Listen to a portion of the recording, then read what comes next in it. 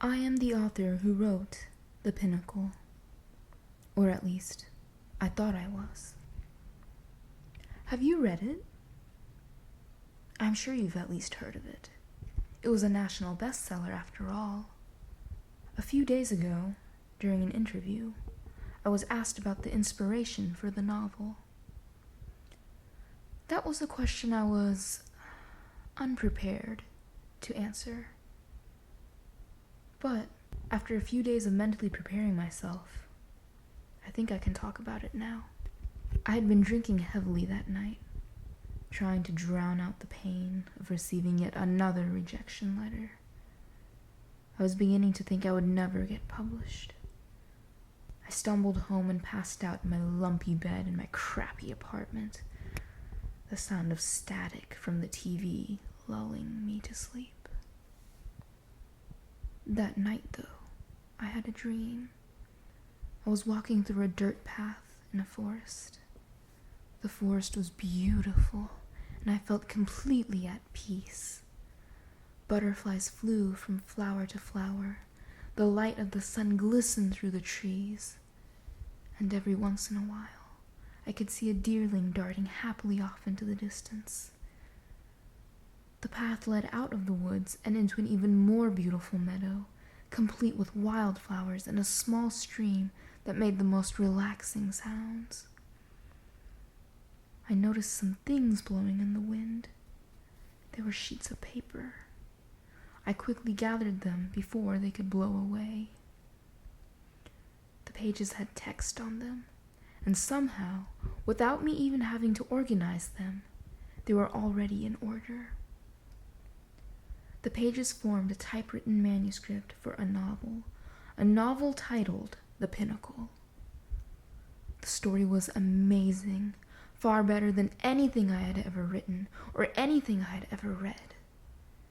When I finished it, I just sat there, not knowing what to do with myself. And then I heard the blaring of the alarm clock and returned to the waking world.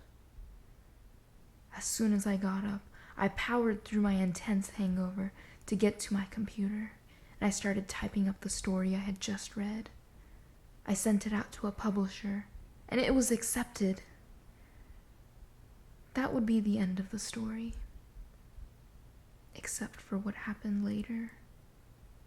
After going out drinking with my friends to celebrate The Pinnacle becoming a bestseller, I once again found myself dreaming of that forest path. It was different, though. It was night now, and there was no sign of life anywhere. The trees were all dead and leafless. I immediately felt that something was very wrong. The forest did not feel friendly or inviting any longer. I felt like I was intruding. The sky had no moon in it, only dull, judgmental stars. When I walked out into the meadow, I was struck by the overpowering smell of death and decay. It was coming from the stream. The water had changed from crystal clear to a strange reddish color.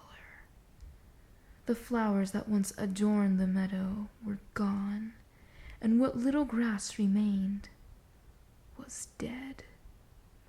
I walked towards the river to investigate. The closer I got, the more I could smell it. And then I felt a presence right behind me.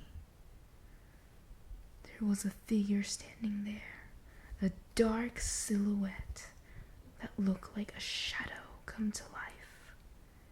It was nothing more than a cloud of darkness, vaguely mimicking the shape of a human. It seemed to be standing still, but it was twitching and flickering at the same time, like a TV with bad reception. I was petrified. The figure leaned in close to me, and in an accusing voice said, "You stole my story!" I woke up immediately, soaked in sweat. I would like to say it was just a dream,